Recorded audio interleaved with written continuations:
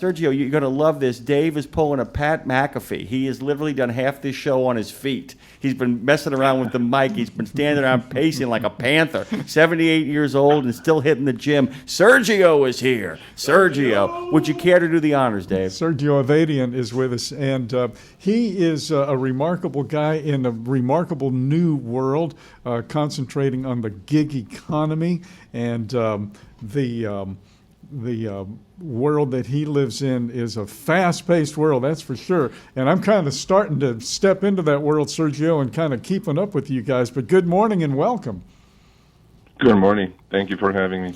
You know, one of the things that I kind of inserted into what I've read about you and what you're doing is Andy Warhol. And what I meant by that is Andy Warhol made a statement that he essentially says, everybody wants their 15 minutes of fame. And when he said that, there was only one way to get there, and that is to rise to the top of that pyramid where that place for one person at the top of the pyramid is available. So you could strive for that, but you would never make it, or very few would. Now, it seems like everybody can actually have their 15 minutes of fame, and you don't have to have a lot of money to become a superstar and make a lot of money, say, on YouTube and some of the other streaming services.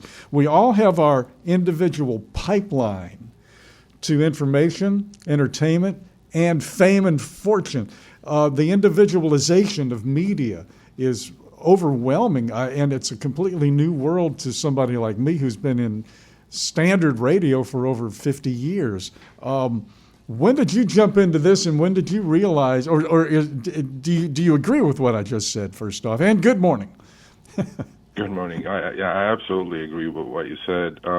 We know what's going on with mainstream media, right? A lot of people are jumping off mainstream media and going into doing their own thing. I mean, Joe Rogan comes to mind, right? And podcasts and long-form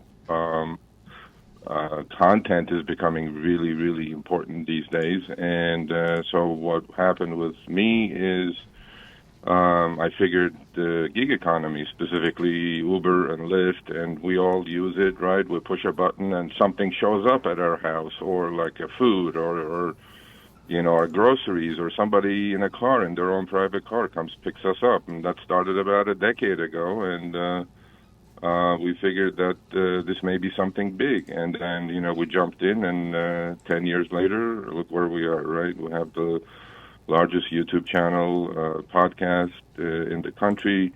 When it comes to the gig economy in general, more than 60 million people are participating in the gig economy, mostly in a part-time as a side hustle business, but we figured this may be something big, and between our blog and YouTube channel, and in combination with all other platforms, we've become, I guess, the experts on the subject. Yeah, and by the way, guys, in case you aren't aware, this is the Rideshare Guy. I want you to go to rideshareguy.com. I mean, we're talking about a guy who does a deep dive, and we're talking about Uber, Lyft, DoorDash, Grubhub, Instacart.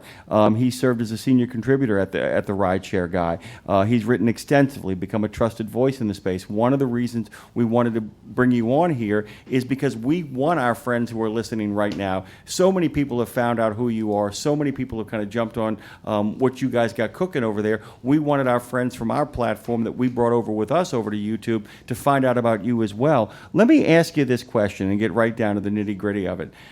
There is so much to cover in the field that you're in. How do you keep it all straight? How are you able to do programming in a way that allows you the ability to jump all over the place and still achieve what I think you achieve, which is a coherence, that there actually is a strategy. There is a method to the kind of, not chaotic, but very, very crowded field that you are actually looking at right now. So how do you kind of, as your own self, look at what's going on and keep it filtered enough so that you can present it in a coherent fashion? Sergio, did that make any sense? Yeah, you did, because what happened is that we started with the saying, don't work hard, work smart, right? Mm-hmm. And we took on the challenge of informing and educating the driver community. I mean, there's over 4.5 million people in the U.S. driving for Uber and Lyft, just those two. And, we didn't go about just putting some sort of information out there, which a lot of YouTube channels do. or blogs do. What we did is we went specifically into how we can make the driver more efficient, how we can help him earn more, because you're out there 40, 50 hours a week driving strangers in your car. How do you earn more, right? And then we just went for the incremental improvement. We said, okay, well, if you do these things and if you strategize a little bit, because these apps these days are full of machine learning and AI and algorithms, and just basically reverse engineer everything and then put it in front of the driver community in order for them to be more successful at what they're doing. And it worked. It really did. We basically focused on a certain task and get good at that task ourselves, and it worked. I have been part of the gig economy in music since the mid-1960s, Sergio, and what that basically meant was you're in a band, you play in nightclubs, they pay you in cash. And that was the gig economy for musicians. But now, because what you're talking about wasn't possible 50 years ago, because we didn't have the mechanism to make it possible. We have the mechanism now to make it possible. So the gig economy, and I think maybe we need a better word than gig for some reason. I don't know why, but I kind of like it. Yeah, I kind of dig it. It sort of has a rhymes thing. with No, we dig. like it. We like the gig. You like the gig, Because it's a gig. It's a gig. We can jump from gig to gig to gig, right? True that. Personally speaking, Yeah. I still drive myself, and I have 7 or 8 of those apps on my phone. So, and in the gig, and I do, and in the gig economy, we're all independent contractors, right? And I have a saying that goes a long way. I said, my time is for sale to the highest bidder.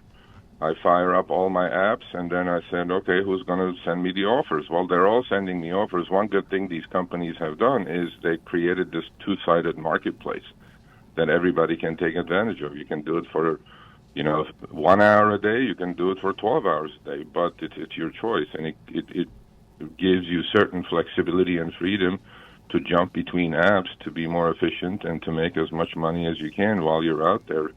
And gig is a good word. One of the different gigs. One of the things you pointed out in something that I read was the fact that in this, and we're talking about rideshare now. So in the rideshare gig economy, you can get fired by AI and that said to me, well, there are some vulnerabilities here that we may not realize. Are there some vulnerabilities that may have surprised you in terms of operating in the gig economy? Yeah, it has changed quite a bit over the last decade.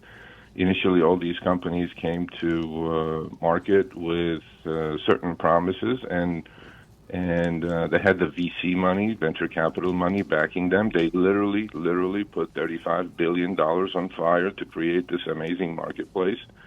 But things have changed. Things have changed for the worse, for the driver, for the fact that earnings have been cut. Because the companies are now going for profitability as opposed to growth. And, the first 7 years, especially after they went public, right? They have fiduciary responsibilities.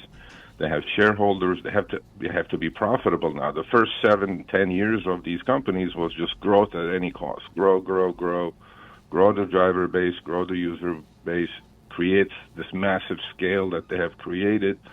And now, last 3-4 years, they have gone after profitability. So, in order to be profitable, it doesn't, take as rocket scientists to figure that out. What they have to do is they have to charge as much as they can and pay as little as they can.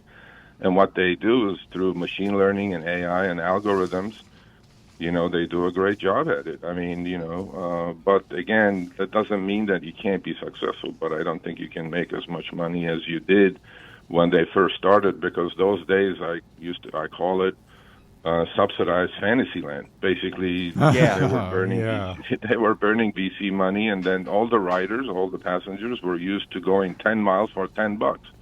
Well, it makes sense. It doesn't make sense that you can operate a vehicle for 10 miles for $10 and be profitable. But what they did is they put out a lot of incentives for the riders and drivers to come to the platform.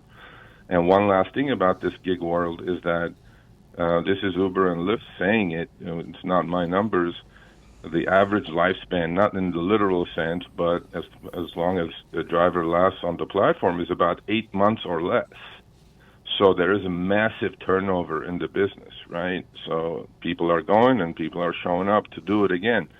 And, what business can survive, right, if you have 80% turnover rate? And but I know you guys do a lot of, trucking news and things like that. And I'm very familiar with, by the way, my background is Wall Street. I was on Wall Street for 30-plus years as a derivatives and equities trader. So what I do is I have a very top-down look for this space. So not only I personally know the CEOs, I've interviewed the CEOs of all these companies, and I know a lot of people within the companies, but I'm also a driver, so I can talk to the CEOs with their own lingo, and then, all the way down the bottom of the totem pole, let's say, become a driver on the weekends and drive people around and deliver food, just to understand what both sides of the marketplace are going through. CEOs have a job to make the company profitable. Well, in order to do that, they have to cut driver pay. That's the only thing. Sergio, we're out of time this morning, but promise me you'll come back for the long-form conversation that we have at the end of the show in a future episode, because we would love to dive deeper into these issues. Promise me? Please. I would love to. I would love to. Oh, we would that. love to have you back. One last word about that is autonomy is coming, folks, right? My community is very worried about autonomous vehicles, and I'm sure your community, trucking community, is worried about a little bit. That we share. A little bit. Sergio Avedian have joined us, by the way, SergioAvedian.com. That's Avedian. He's the rideshareguy.com. We got to take a quick break here. Glad to have him. A lot of great new guests here. Great job, Claire Marie, and Dean Krogh, and Dan Roan, and a lot of these people come from that world.